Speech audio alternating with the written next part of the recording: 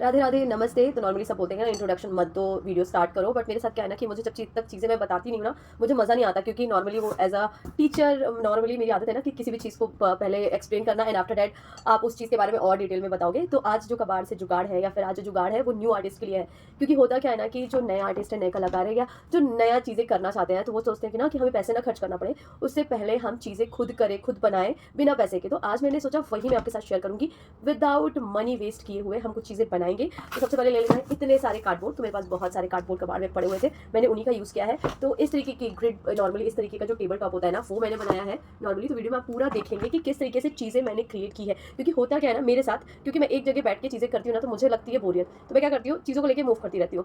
तो ऐसे आर्टिस्ट के लिए, या फिर जिसको लग रहा है ना कि हमारा टेबल एक जैसा बोरिंग हो गया है और पैसे भी ज़्यादा नहीं खर्च करने, तो उसके लिए इस तरीके की चीज़ें बहुत सही है। मैंने इसी तरीके से बहुत सारे चीज़ें बनाई हैं, 4 से 5 चीज़ें जो नॉर्मली सबके लिए बहुत ज़्यादा ज़रूरी है। तो वीडियो लास्ट तक ज़रूर देखिएगा और मुझे बताइएगा कि आपको ये वीडियो कैसी लगी।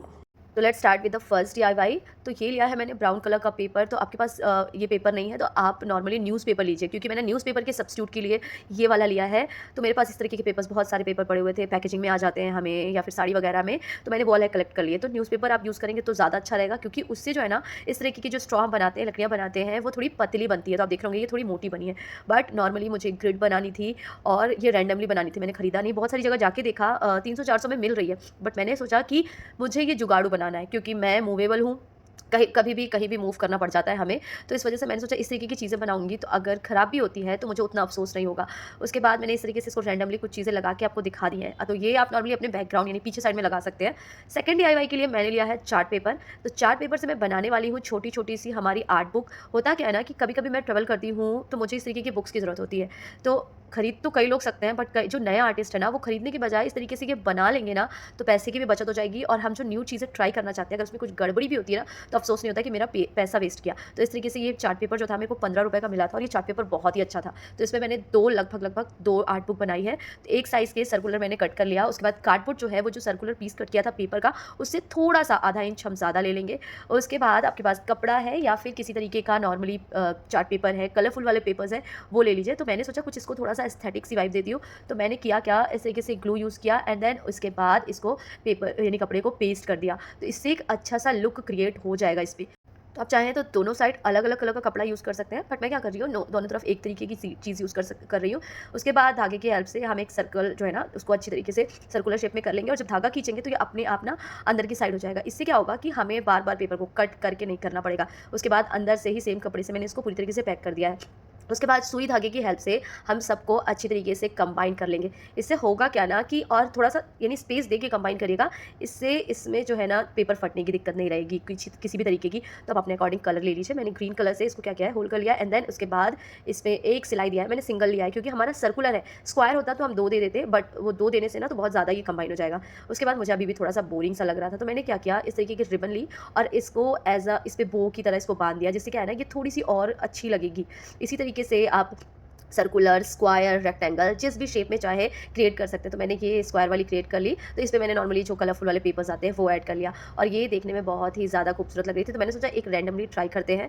तो आर्ट करने के लिए थोड़ा-सा वो होता है ना कि टाइम चाहिए होता है, बट मैंने सोचा कि यहीं पे थोड़ा-सा होता है ना अपनी कलाकारी दिखा के थोड़ा-सा आर्ट ट्राई करते हैं कि इस पे कैसा लग रहा है। तो आप देख रहे होंगे कि ये जो चार्ट पेपर है ना, इस पे फैल ही नहीं रहा है। तो आप न्यू आर्टिस्ट, इसीलिए मैंने रैंडमली क्या किया, वाटर कलर भी यूज़ कर लिया और उससे भी करके देख रही हूँ कि ये अच्छा लग रहा है कि नहीं अच्छा लग रहा है। तो ओवरऑल इस तरीके की चीज़ें आप new artist as a beginner artist या किसी को गिफ्ट करना है, कई लोगों को होता है ना, मेरे कई फ्रेंड्स को ना हैंडमेड चीज़ें बहुत पसंद है, तो मैं क्या करती हूँ, हैंडमेड बना के देना, इस तरीके की चीज़ें आप आराम से कर सकते हैं। तो ये ओवरऑल आपके लिए होता है ना कि एक अच्छा सा तोहफा आप अपने ट्रैवल करने के लिए, जर्नी के लिए इस तरीके की चीज़ें बना सकते हैं। ये वाला बनाने में बहुत कम 2 से 3 मिनट का टाइम लगेगा, पर अगर आप बच्चे हैं तो आप कोशिश करिए कि किसी की हेल्प ले लीजिए। तो मेरे पास इस तरीके की ये जो लकड़ी की है ना, हम सरकारी क्वार्टर्स में रहते हैं, तो वहाँ इस तरीके की जो लकड़ी के फट्टे हैं आराम से मिल जाते हैं। तो रिसेंटली जो मेरे बगल वाले में क्वार्टर में कुछ थोड़ी-सी तोड़-फोड़ थी, सफाई हो रही थी, तो मुझे ये मिल गया। तो मेरे दिमाग में ये एक आइडिया आया कि मैं बार-बार अपने टेबल को ना चेंज करती रहती हूँ, बार-बार टेबल पे कुछ नई-नई चीज़ें ट्राई करती रहती हूँ, कभी चार्ट पेपर लगा रही हूँ, कभी कुछ लगा रही हूँ। तो मैंने सोचा कि ये वाला जो ग्रिड है, यानी ये जो पेपर सॉरी ये जो फट्टा है, इसमें मैं दोनों साइड में कुछ लगा लूँ। इससे ये होगा ना कि मैं इसको मूव भी कर सकूँगी, यानी मुझे जहाँ भी बनाना है, जहाँ भी लेके जाना है, मुझे पर्टिकुलरली एक स्पेस पे स्टक नहीं करके रहना पड़ेगा। तो इसी वजह से मैंने दोनों तरफ से ये 2 अलग-अलग चीज़ें, यानी 2 अलग-अलग तरीके के जो हमारे वॉल स्टिकर्स होते हैं ना, ये वाले लगा लिए। इससे क्या होगा, इस साइड में मैं कुछ ज्वेलरी वाला मेकिंग वाला जो करती हूँ वो कर सकती हूँ और सेकंड साइड में लाइट है तो वहाँ पे मैं पेपर वाला काम कर सकती हूँ। अब हमारा जो 4th डीआईवाई है ये मुझे बहुत ही ज़्यादा पसंद आया, क्योंकि होता क्या है ना, ये बहुत ही ज़्यादा मज़ेदार है। तो मैंने क्या किया, मेरे पास इस तरीके के बहुत सारे रोल मैंने बहुत दिनों से इकट्ठा कर रखे थे। तो रैंडमली ये वाला जो है ना मेरे पिनिंटरेस्ट पे आया और मैंने देखा वहाँ पे कई इस तरीके के ना बहुत सारे हमारे पेन स्टैंड बना रखे थे। तो मैंने भी सोचा मैं भी एक ट्राई देती हूँ, इसको आराम से कट कर लेना है। तो अकेले अब बच्चे हैं ना, तो किसी बड़े की हेल्प ले लेंगे तो बहुत अच्छा है। उसके एजेस पे मैंने क्या किया, थोड़ा-सा टिश्यू पेपर लेके थोड़ा-सा चिपका दिया, ताकि जो ऊपर में इसके ऊपर कोई भी चीज़ अगर लगाती तो वो अच्छी तरीके से चिपक जाए। अब मेरे साथ दिक्कत ये हो रही थी, जो इसके कोने-कोने वाली जगह थी वहाँ थोड़ा-सा मुझे ना अनइवन सा लग रहा था, तो मैंने मास्किंग टेप की हेल्प ली।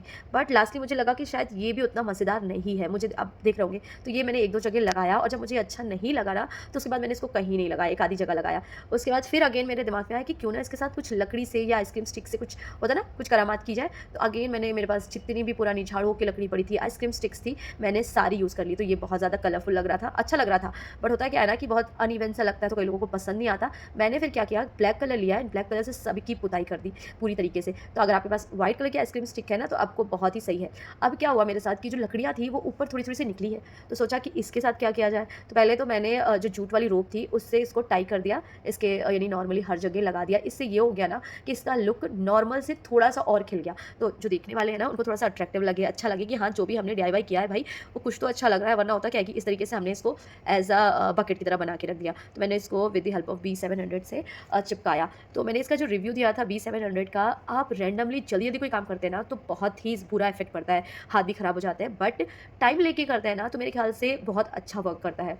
इसकी हैबिट पड़ने में ना थोड़ा-सा टाइम लग जाता है। तो इस तरीके से मैंने इसको नोट कर लिया। उसके बाद मेरे दिमाग में आया कि कुछ थोड़ा-सा वो लकड़ियाँ हैं, बार-बार हाथ में लगे ना, तो मैंने क्या किया, उन लकड़ियों पे इस तरीके की जो हमारी मोतियाँ होती हैं, अब मोतियों की जगह आप पॉम-पॉम भी लगा सकते हैं। बट मोती क्या है ना कि ये परमानेंटली अगर चिपक जाएगी तो निकलेगी नहीं। पॉम-पॉम खींच लिया या कुछ है तो उखड़ जाएगी। तो इस तरीके से मैंने बहुत सारी मोतियाँ इसमें ऐड कर दी। तो आप चाहें तो मोतियों की जगह कुछ और भी ऐड कर सकते हैं, क्योंकि ये जो एजेस थे ना, जो किनारे थे, वहाँ लकड़ियों लगाने का मेरा पर्पस ये था ना, क्योंकि आइसक्रीम स्टिक वहाँ पे स्टक नहीं हो रही थी, आधी निकल रही, आधी तोड़नी पड़ रही, तो इस वजह से मैंने छोटी-छोटी सी लकड़ियाँ लगा दी, जिससे क्या होगा कि वो कहीं भी आराम से चली जा रही थी। तो इस वजह से उसके बाद फिर मुझे लगा कि थोड़ा-सा जो सामने का पोर्शन है, उसे थोड़ा-सा और अट्रैक्टिव बनाया जाए। तो उसी जूट रोप की हेल्प से मैंने फ्लावर बनाया, थोड़ा-सा टेढ़ा-मेढ़ा बन गया है, कोई नहीं। और उसके बाद थोड़े से मिरर ऐड किए एंड फाइनली ये रहा इसका फाइनल लुक। तो मैंने क्या कर रखे थे, बहुत सारे पेन स्टैंड बनाए थे, जिसकी वजह से क्या था ना कि पेन स्टैंड बहुत सारे होने की वजह से मुझे दिक्कत होती थी, सामान यहाँ है, वहाँ है। अब एक ही पेन स्टैंड में लगभग मेरी सारी चीज़ें आ गई, यानी जितने भी कलर्स वाले थे वो आ गए हैं।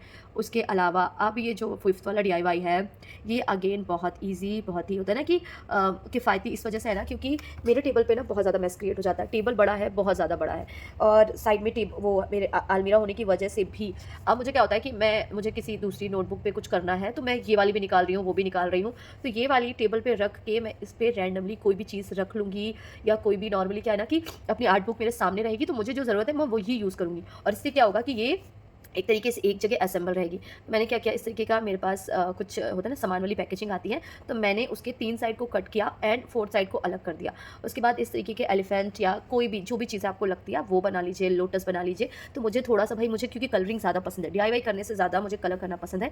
बट आजकल मैं देख रही हूँ मेरे कुछ वीडियोज़ मैं बना रही हूँ, लोगों को उतने पसंद नहीं आ रहे, या जो भी चीज़ रीज़न हो, क्योंकि शुरू में जब मैंने पेंटिंग की वीडियोज़ डालनी स्टार्ट की थी ना, तो लोगों को ज़्यादा पसंद आता था। तो इस वजह से वो पेंटिंग का कीड़ा दिमाग में चलता रहता है। तो मैंने सोचा कुछ क्रिएटिव किया जाए। मैंने एलिफेंट बनाया, उसको कलर किया, उसमें डिज़ाइन किया, थोड़े से मिरर ऐड किए, आप मोतियाँ ऐड कर लीजिए, जो भी। तो ये यहीं पे देख के ना, आप देख रहे होंगे यहीं पे ये बहुत ही ज़्यादा अच्छा लग रहा था।